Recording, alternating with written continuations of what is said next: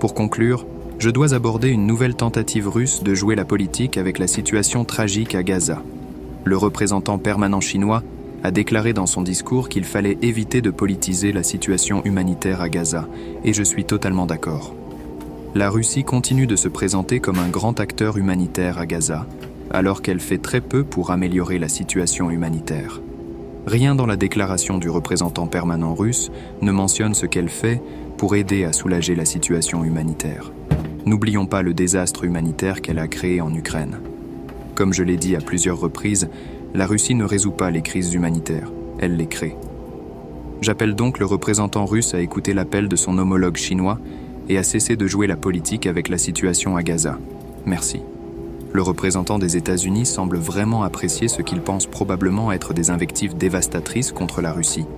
Cette fois, il a même invoqué la Chine comme alliée, alors qu'à d'autres moments, il ne se lasse pas de l'ostraciser sous n'importe quel prétexte qu'il juge méritoire.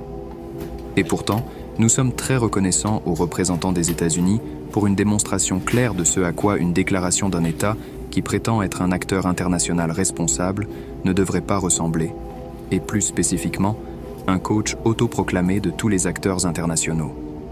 Si les États-Unis dépensaient pour l'aide humanitaire à Gaza et dans d'autres régions en besoin ne serait-ce qu'une petite part de ce qu'ils dépensent pour les fournitures d'armes dans les points chauds, notre monde serait très différent. Des milliards de dollars sont dépensés pour des armes pour Israël, y compris 6,5 milliards après le 7 octobre, et des dizaines de milliards pour des armes à l'Ukraine, ce qui cause la mort de milliers de Palestiniens et d'Ukrainiens. Voilà la véritable contribution de Washington. Et si nous parlons de Gaza, la première chose qui vient à l'esprit est le projet totalement pathétique des pères. C'est vraiment un chef-d'œuvre d'architecture de vitrine qui a été essentiellement emporté en mer. Autant que nous comprenons, presque 300 millions de dollars ont été dépensés pour cette jetée, soit à peu près le même montant déclaré comme aide humanitaire à Gaza tout au long de cette année par des canaux bilatéraux. Mais bien sûr, nous nous souvenons aussi des conteneurs avec de l'aide qui ont été largués par avion, ce qui a causé la mort de dizaines de Palestiniens.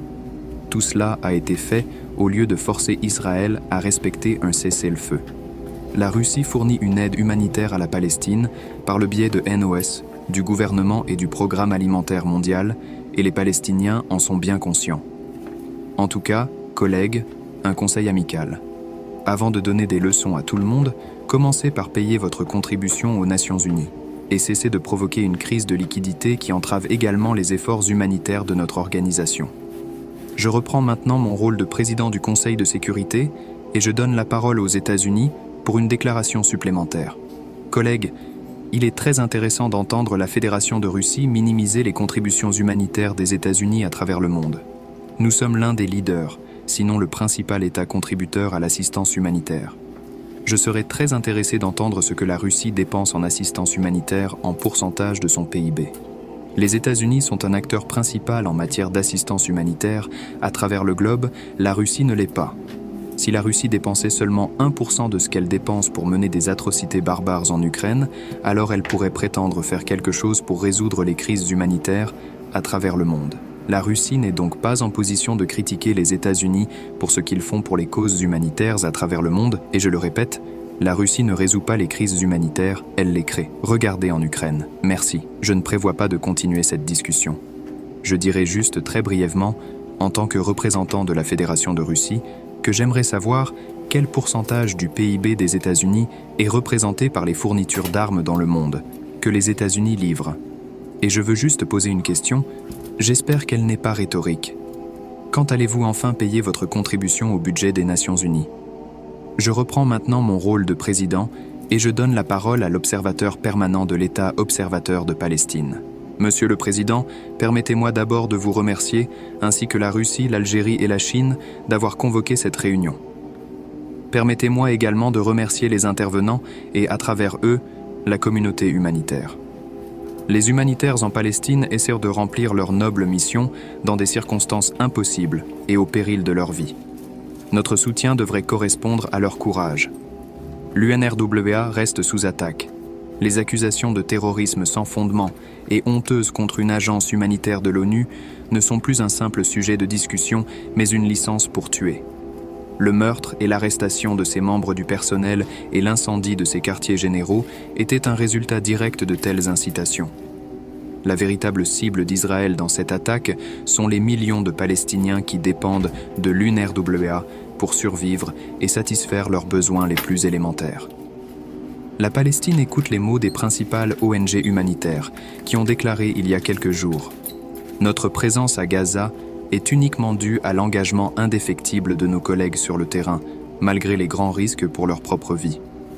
Notre présence continue ne doit pas être interprétée comme un signe de quelque chose digne d'être appelé accès, c'est malgré son absence même. Les risques auxquels nos collègues sont exposés à chaque instant sont inacceptables.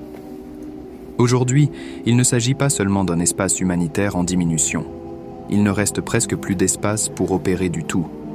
Et bien sûr, ce sont ceux qui devraient être soutenus et acclamés, pas ceux qui les attaquent. Tuent des civils innocents et quiconque essaie de les aider, de les sauver, de les soigner, de les nourrir ou simplement de rendre compte de leur mort injuste et prématurée. Nous avons collectivement échoué, ce conseil a échoué. Nous pouvons continuer à compter les camions d'aide et à parler des routes et à imaginer des alternatives. Mais la seule véritable mesure de notre succès est notre capacité à soulager la souffrance humaine. Et la souffrance des Palestiniens est l'objectif et le désir d'Israël. Vous demandez tous un cessez-le-feu immédiat. Alors je me demande qui vous empêche de le mettre en œuvre. Si vous me dites que le puissant Conseil de sécurité, les 15 d'entre vous, y compris les 5 permanents, demandent un cessez-le-feu immédiat, allez-vous l'emporter ou permettre aux criminels de continuer à prévaloir ? Décidez-vous si vous êtes le puissant Conseil de sécurité incapable de contrôler un violateur du droit international, un criminel tuant des dizaines de milliers de Palestiniens, alors vous devez revoir votre autorité et votre pouvoir. Nous avons collectivement, je le répète, échoué. Il n'y a pas de discours qui puisse transmettre les cris d'un enfant amputé ou souffrant de graves brûlures, l'agonie silencieuse d'un père regardant son enfant devenir des os devant ses yeux jusqu'à ce que toute vie quitte son corps. Les larmes dans les yeux d'un médecin comptant les jours et les heures et les vies qu'il n'a pas pu sauver. L'angoisse d'une mère devenue la première et la dernière ligne de défense après que tous les abris ont été détruits. Pendant que nous parlons, des réfugiés courent dans les rues d'une mort à l'autre, car chaque école les abritant a été bombardée, même les tentes ont été bombardées sans aucun respect pour la vie humaine, pour toute règle de droit international, pour tout sens d'humanité. Dans un monde parallèle, Netanyahou s'est tenu devant le Congrès américain et a affirmé qu'Israël ne tuait ni ne privait de nourriture les Palestiniens, contre toute preuve, toute logique et toute once de décence humaine. Son discours était celui d'un va-t-en-guerre dédié à la déshumanisation des Palestiniens et à la négation de leurs droits, un discours de guerre, un discours d'une personne opposée à la paix. Il a dit que c'était un affrontement entre la civilisation et la barbarie, alors qu'il menait des attaques barbares contre une population civile en utilisant une rhétorique que vous connaissez bien par les expériences de vos propres pays. C'est la langue utilisée à travers l'histoire par les puissances coloniales pour justifier leurs atrocités. Ce gouvernement israélien vous demande de respecter ses visions suprémacistes et d'être complice de ses crimes. Quiconque refuse ce diktat est qualifié de soutien au terrorisme et d'antisémite. Mais nous resterons fermes dans notre défense de l'humanité et du droit international, de la liberté pour le peuple palestinien et de la paix pour tous. De nombreuses personnes continueront à se tenir à nos côtés dans ces salles et à travers le monde, et nous leur en sommes reconnaissants. Monsieur le Président, la vice-présidente Harris est maintenant critiquée par des sources israéliennes unanimes pour avoir parlé avec compassion des victimes palestiniennes. Elle a déclaré, et je cite, « Ce qui s'est passé à Gaza au cours des 9 derniers mois est dévastateur. Les images d'enfants morts et de personnes désespérées et affamées cherchant à se mettre en sécurité, parfois déplacées pour la 2e, 3e ou 4e fois. Nous ne pouvons pas détourner le regard face à ces tragédies.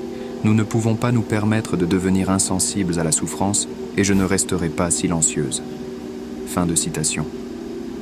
Et le silence est exactement le but de ceux qui sont indignés par le fait qu'elle a évoqué le droit du peuple palestinien à la liberté, à la dignité et à l'autodétermination. Nous réitérons ici notre soutien à la résolution 2735 et à la nécessité d'assurer sa mise en œuvre immédiate et complète. Nous devons mettre fin à cette attaque horrifique et nous assurer qu'une telle tragédie ne se reproduise jamais en n'épargnant aucun effort pour parvenir à la liberté et à la paix, car les deux vont de pair. Nous exprimons également notre appréciation pour les efforts de la Chine pour nous aider à mettre de l'ordre dans notre maison. À cet égard, nous remercions également l'Égypte, l'Algérie, la Russie et bien d'autres. Monsieur le Président, la plus haute cour du monde a conclu que l'occupation israélienne est illégale et doit être mise fin dès que possible. La CIJ nous a fourni son interprétation autoritative des règles contraignantes du droit international et a énoncé les obligations d'Israël ainsi que les obligations de tous les États et des Nations Unies. Les juges ont rempli leur mandat sacré. Maintenant, il est temps pour tous les États et l'ONU de remplir les leurs. Nous ne négligerons aucun élément articulé par la CIJ dans son avis consultatif historique. Nous chercherons à mettre en œuvre chaque détail concernant ces actes illégaux, criminels et illégaux contre notre peuple par la continuation de cette occupation qui doit cesser et cesser le plus rapidement possible. Dans les semaines à venir, nous agirons au sein de l'Assemblée générale et du Conseil de sécurité pour garantir que cet avis soit pleinement respecté vers un Moyen-Orient plus juste, libre et sûr. La vie, la liberté et la dignité humaine doivent prévaloir et le droit international doit être respecté. Merci beaucoup, Monsieur le Président. Je remercie la Palestine pour sa déclaration. Je donne maintenant la parole à Israël. Merci, Monsieur le Président. Quelle absurdité d'être de nouveau convoqué devant ce Conseil pour discuter de la situation humanitaire à Gaza, surtout lorsque ce Conseil n'a tenu aucune session sur les véritables raisons de cette guerre terrible, sur l'attaque horrifique du 7 octobre. Le Conseil devrait discuter du Hamas, un mot que je n'ai pas entendu de la part de mon collègue, comme s'il ignorait leur existence, et de son agenda destructeur et barbare visant à détruire Israël, un agenda public orchestré par l'Iran. Les intentions de l'Iran sont de détruire le peuple israélien en utilisant actuellement leurs proxys terroristes et à l'avenir aussi leurs capacités nucléaires. Pendant que nous sommes ici, nos otages sont toujours détenus à Gaza entre les mains du Hamas. Cette semaine, nos forces ont récupéré les corps de 5 otages dans un tunnel terroriste, dans une zone dite humanitaire. Oui, vous avez bien entendu, des corps d'otages dans une zone humanitaire. Et pourtant, il n'y a pas eu une seule réunion formelle dans ce Conseil sur ce qui a déclenché la guerre ou sur les moyens de libérer les otages. Pas une seule réunion formelle.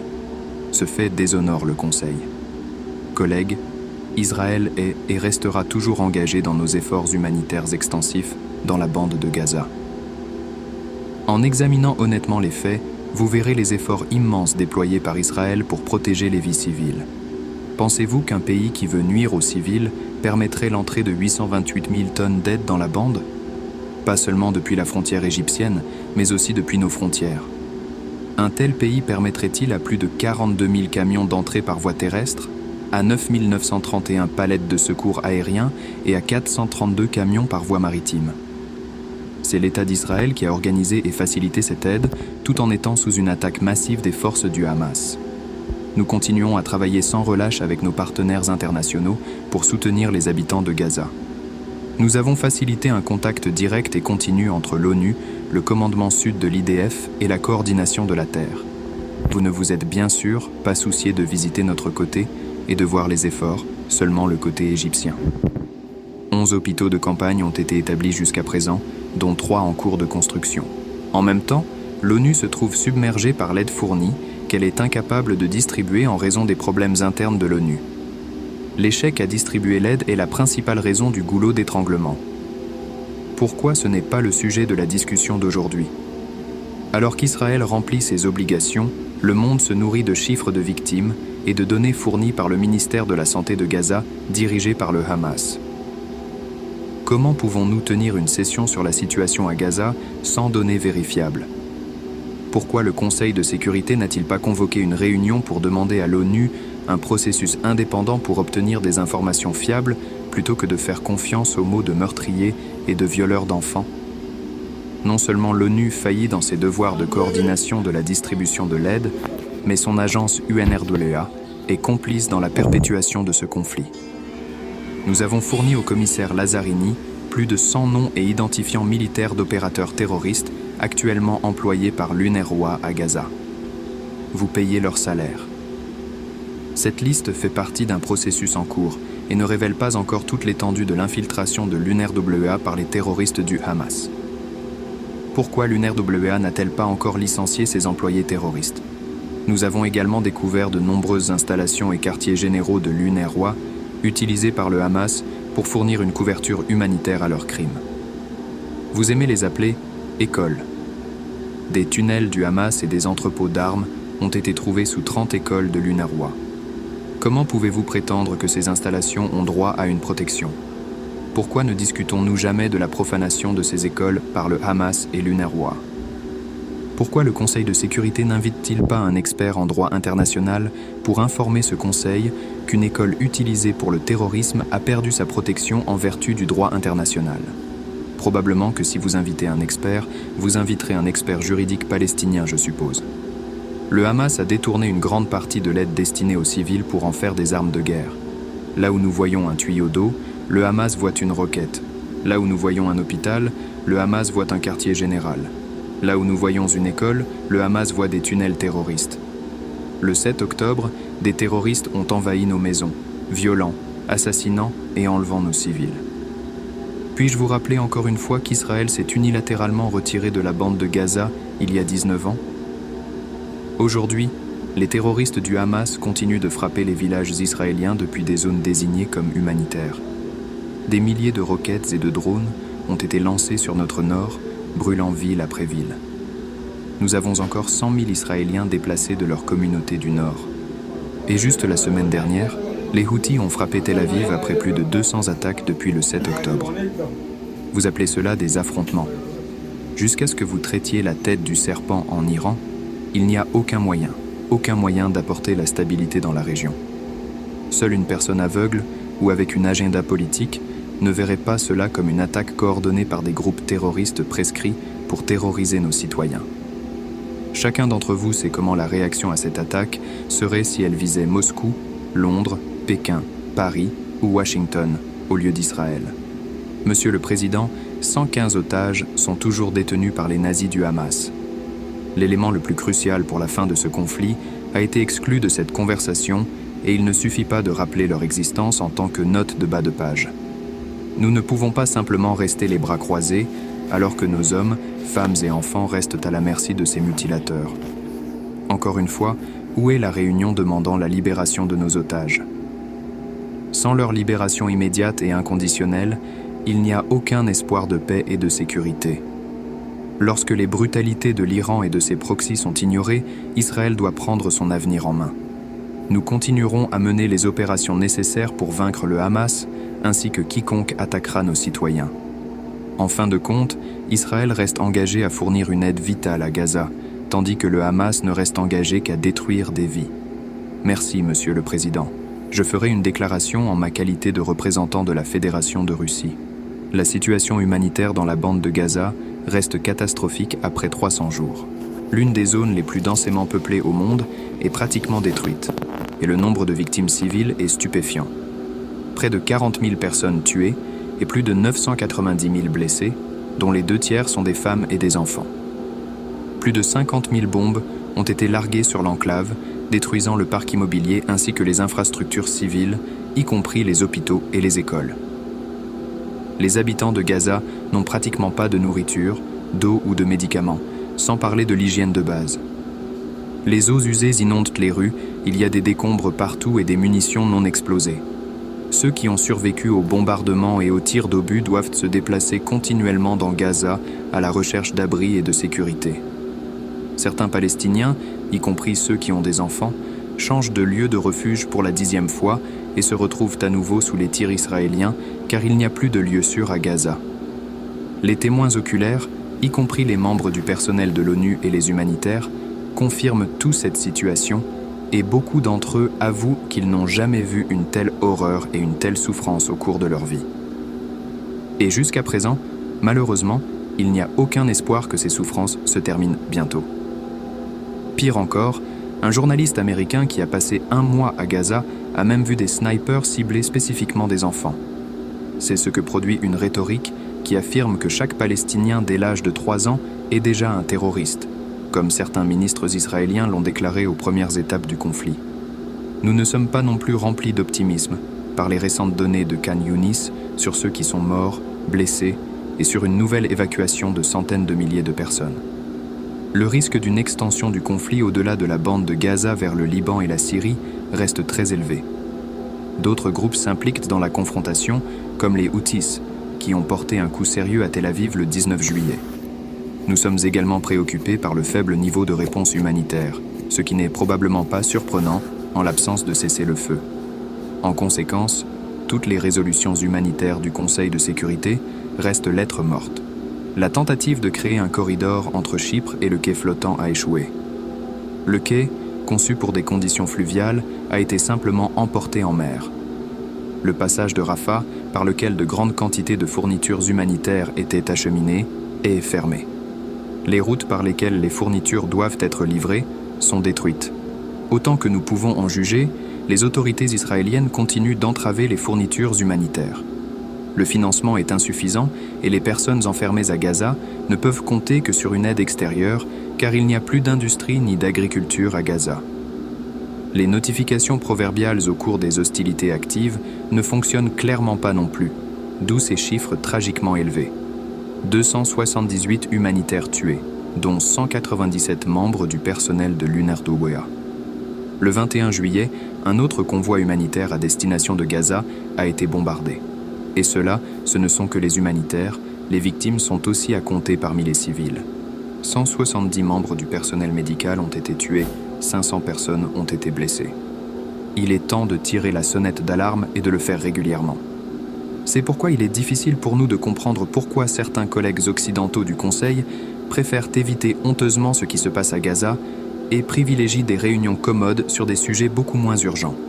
Cela ne leur fait pas honneur du tout. Les tentatives de parvenir à un règlement sont également dans une impasse en raison du mépris ou du manque d'attention aux intérêts de l'une des parties au conflit. Le plan Biden reste lettre morte, et nous l'avons prédit lors du vote sur la résolution 2735. Elle est devenue une sorte de spoiler et permet à Israël et aux États-Unis de contenir toute tentative des membres du Conseil de sécurité d'obtenir un autre résultat du Conseil qui exigerait un cessez-le-feu immédiat et inconditionnel. Nous sommes également très préoccupés par la campagne de désinformation continue contre l'UNRWA. Autant que nous le comprenons, les allégations les plus diffamatoires d'Israël contre le personnel de l'UNRWA n'ont pas été confirmées, tandis que les conclusions du groupe d'experts dirigé par Madame Cohn confirment que l'UNRWA respecte les principes de neutralité et joue un rôle clé dans l'assistance aux Palestiniens. Les membres du Conseil de sécurité ne devraient pas se laisser entraîner dans les tentatives de discréditer l'agence. Nous appelons tout le monde à se lever en défense de l'UNRWA. Il n'y a pas d'alternative à l'UNRWA, et cette compréhension devrait être le point de départ des efforts du Conseil. Le projet de loi de la Knesset visant à interdire l'UNRWA à Jérusalem-Ouest et à reconnaître l'agence comme une organisation terroriste ne peut être interprété que comme une gifle donnée à l'ensemble des Nations Unies. Nous appelons les autorités israéliennes à respecter les normes du droit humanitaire international et à assumer l'entière responsabilité des personnes sous occupation. Cela inclut, avant tout, les obligations d'assurer l'approvisionnement alimentaire, les soins de santé et l'ordre public. Il faut également mettre fin aux colonies dans les territoires palestiniens occupés. C'est une violation flagrante du droit international. C'est à cause de telles actions des autorités israéliennes que nous constatons récemment une intensification de la situation en Cisjordanie, qui approche désormais du point d'explosion. Nous avons déclaré à plusieurs reprises que nous étions contre la violence et le terrorisme sous toutes ses formes, contre les attaques contre des civils pacifiques, où qu'ils soient et dans n'importe quel pays. Cela s'applique également, bien sûr, aux attaques contre Israël le 7 octobre 2023, que nous avons immédiatement et sans condition condamnées. Il n'y a aucune justification pour cela, mais ce qui se passe à Gaza ne peut être qualifié que de punition collective et de tentative d'éliminer totalement la population civile. Israël a bien sûr le droit d'assurer sa sécurité, mais le chemin vers cet objectif ne passe indubitablement que par un règlement global du Moyen-Orient et, avant tout, par la rectification des injustices historiques contre la Palestine et la création d'un État palestinien indépendant conformément aux décisions du Conseil de sécurité et de l'Assemblée générale. Tout autre mécanisme discutable pour réconcilier Israël avec ses voisins, sans résolution, juste de la question palestinienne, ne nous mènera pas à cet objectif et ne peut que provoquer des flambées de violence similaires à ce que la région traverse actuellement. Distingués collègues, ce que nous devons faire maintenant c'est unir nos efforts pour soutenir un règlement israélo-palestinien, juste sur la base du cadre juridique international endossé par le Conseil, et garantir que cela améliore enfin la situation dans la région. Il ne doit y avoir ni monopole des efforts de médiation, que nous avons observés récemment dans l'action américaine, ni compétition entre les principaux acteurs. Chaque aspect est important, chaque effort et initiative sont importants, et dans ce contexte, nous saluons ce qui a été récemment réalisé dans la capitale chinoise, l'entente entre les représentants de la Fatah et du Hamas, couronnant une série de réunions préparatoires, y compris à Moscou. L'Union palestinienne est une garantie que les intérêts du peuple palestinien ne seront pas ignorés une fois de plus. Nous espérons que ce succès aura un impact positif sur les négociations en cours concernant la libération des otages israéliens et des prisonniers palestiniens, ce qui devrait enfin conduire au cessez-le-feu tant nécessaire au peuple de Gaza.